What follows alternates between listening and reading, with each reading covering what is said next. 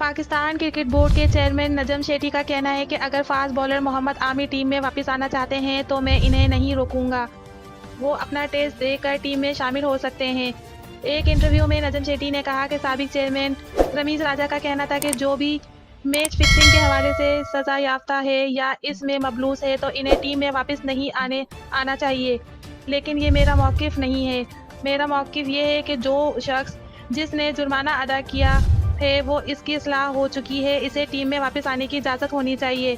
मोहम्मद आमिर के हवाले से बात करते हुए नजम शेठी का कहना था कि अगर आमिर टीम में वापस आना चाहते हैं तो मैं इन्हें नहीं रोकूंगा। ये सिलेक्टर्स का फैसला होगा, लेकिन मैं इन्हें अहल करार दूंगा।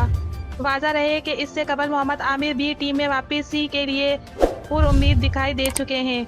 मीडिया से गुफ्तगू करते हुए मोहम्मद आमिर का कहना है कि मैंने पहले PSL में परफॉर्म्स करना चाहता हूं। अल्लाह ने मुझे मौका दिया तो मैं कौमी टीम में दोबारा खेलूंगा।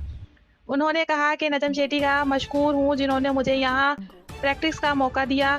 मुझे लगता है कि रमीज राजा पढ़े लिखे आदमी थे, इनसे किसी पर इल्ज़ाम लगाने की उम्मीद नहीं थी।